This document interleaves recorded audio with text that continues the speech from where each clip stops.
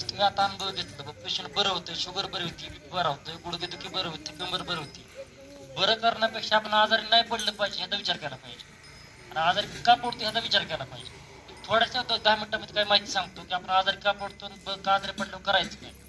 आपल्या घरामध्ये आपण 5 प्रकारचे विष वापरतो त्याच्यामुळे आपण आजारी पडतो. एक म्हणजे आपल्या घरामधलं मीठ. मीठ एवढं आपण विषारी वापरतोय ना की आपल्या घरामधलं जे बीपीचा आजार आहे, थायरॉइडचा आजार आहे, ते पूर्ण आजार आपल्या मिठामुळे. त्याच्याऐवजी आपण जर सेंद्रिय मीठ वापरलं, सेंद्रिय मीठ कुठलं दगड फॉर्म मध्ये असतं. दगड आणणं जरी पावडर पूर्ण वापरले तर बीपी थायरॉइड सारख्या आजारापासून आपण लांब राहतो. तसंच दुसरं आपल्या घरामध्ये जे विषय आहेत ते म्हणजे आपल्या घरामध्ये तेल.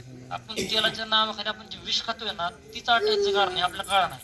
आणि आपण काय करतो, 2 रुपये वाचलं पाहिजे, 2 रुपये वाचलं पाहिजे मग स्वस्त तेल आणतो. सोयाबीन आण कुठं काय खराब खराब तेल आणतो घरी खातो.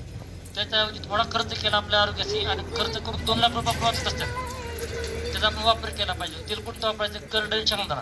हे जरी वापरलं तुमच्या घरामध्ये तुम्ही हार्ट डिसीज आणि पॅरालिसिस पूर्ण बऱ्या होऊ शकतात. असं नाही की ते बाबा झाले पण बरं होतं. काय काय पेशंट आता बघितलं आपण वाढले त्यांना हार्ट डिसीज होता, 40-45% ब्लॉकेज आहे. त्यांनी केलं काय, कुठलं मेडिसिन नाही, काय नाही काय नाही, फक्त तेल बदललं तर ती बरं झालं असतं. तुम्ही आजारी पडू शकत नाही ते वापरल्यानंतर.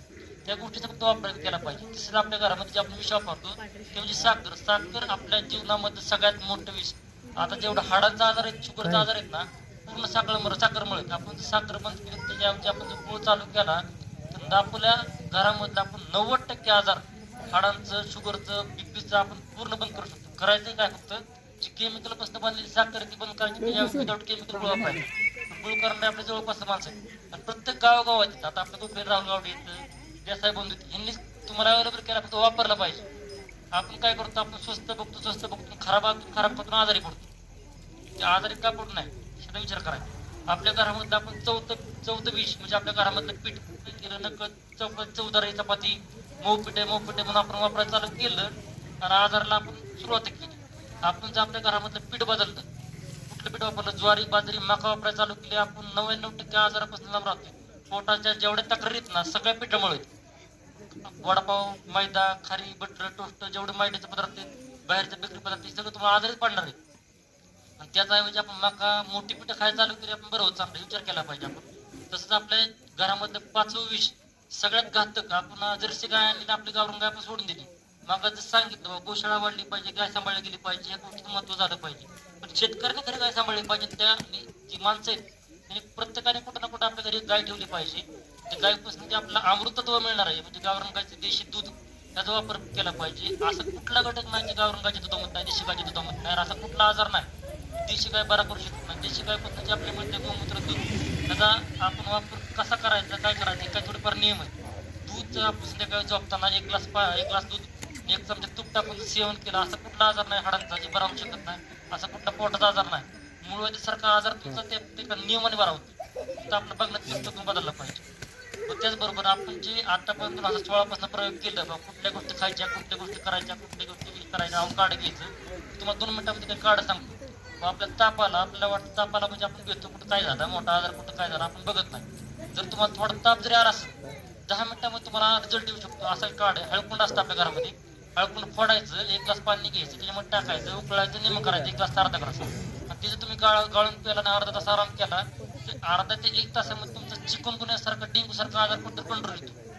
आपल्या मनामधली भीती कमी झाली की आपण बाकीचा उपाय करू शकतो. जसं मगाशी सरांनी सांगितलं की त्यांना काय केलं, आपल्या हळकुंडाचा काढा सांगितला, काकूंनी सांगितलं हळकुंडाचा काढा सांगितला, ते पेशंट कुठे कवर येत असं एवढं मोठा आजार असतो, 14 पुरावा आहे. मग त्याचा आपण विचार केला पाहिजे. पण ते आपल्या घरामध्ये तसंच काय अजून असा अनुभव आहे. समजा आता ह्यांनी फोन केला आपल्या मस्तकांनी की त्यांचं जुलाब होत होतं. जुलाब एवढं की 2 दिवस ती बरं होत नव्हतं. त्याने एक साधा प्रयोग सांगितला. काय सांगितलं, बाबा दुधामध्ये लिंबू पिळून प्या. पहिल्यापासून आजार झाला, फक्त आपल्याला कळत नाही दूध कुठलं घ्यायचं. आपण काय करतो, पिशवी आणतो, फोडतो, ते दूध घेतो, त्याच्यामध्ये लिंबू पिळून पितो. मग तो फरक का पडा नाही. करायचं काही देशी गायचं नाही तर म्हशीचं दूध असेल तर चालतं, ती घ्यायचं, त्याच्यामध्ये लिंबू पिळायचं आणि तिचं तुम्ही सेवन केलं 10 मिनिटांमध्ये तुमचं जुलाब कुठं थांबलं कळणार नाही. त्याने मला केला पाहिजे आपण की आपल्या घरी औषध आहे. असं एक मला बेगोनवर पण आता सगळ्यात बहीण होती, त्यांची 4 वर्षाची मुलगी अक्षरशः एवढं जुलाब झालं की जुलाबावर रक्त पडायचं. त्यांनी मला फोन केला, डॉक्टर करू काय आता, कारण एलोपॅथीकडे तर फरकच पडत नव्हता. त्यांनी केल्या कुठे ट्राय, सगळं झालं. आपल्या रस्त्याच्याकडलं एक झाड उगावतं, आपण त्याला कुटकुटी म्हणतो, आपण उपाडतो, फेकून देतो, कधी वापर केला नाही. सांगितलं काय, कुटकुटीचा 2 चमचे रस प्यायला सांगितला. कुटकुटीचा 2 चमचे रस घेतला, सकाळी फोन करून सांगितलं डॉक्टर आमचं पेशंट पूर्ण बरं झालं. 4 वर्षापूर्वी रक्त पडतं जर बरं होत असेल तर आपण त्याच्याकडे दृष्टिकोन बदलला पाहिजे.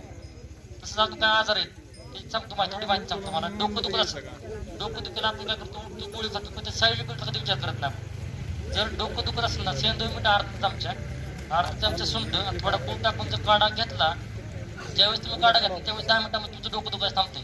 मग गोळी कशाला खायची त्याचा विचार केला पाहिजे. तुम्हाला ताप आला, ताप जर तुम्ही कॉमन जरी काढा घेतला, काढा म्हणजे काय, तुळशीची पानं 11, लेंडी पिपळी 10, थोडंसं आलं, दालचिनी, गुळवेल हे टाकून जरी तुम्ही काढा घेतला, तेवढं जरी केलं ना, तुमचं 99% ताप एका काड्यावर व्हायची ताकद. परत आपल्या लाखो वर्षाची परंपरा, आपण काय करायचं, पहिली माणसाला विचार सांगितलं हुलग्याचं माडगं पाहिजे आम्ही पिळलं. अजून किती काम करते ना, नाही असं नाही. किरवी काकूचं पेशंट हुलग्याच्या माडगं बरं होत असं, अजून काय पेशंट आहे जे आपण पॉझिटिव्ह आणले, ताप आणले, काय सांगतो मग हुलग्याचं माडग करा, नक्की पेपर हुलगं कुठलं प्यायचं हे कळलं पाहिजे. आता हायब्रिड बी आहे गावरान बी, हुलग्याचं माडगं मी सांगितलं, हुलग्याचं माडग कुठलं गावरान वापरलं पाहिजे ना. आपण काय करतो, हायब्रिड आणणार पेणार फरक पडत नाही, डॉक्टरने सांगितलं फरकच पडत नाही. असं बी नाही झालं पाहिजे. तुम्हाला कळलं पाहिजे काय घ्यायचंय ते. या गोष्टी तुमच्या जीवनामध्ये वापर करा.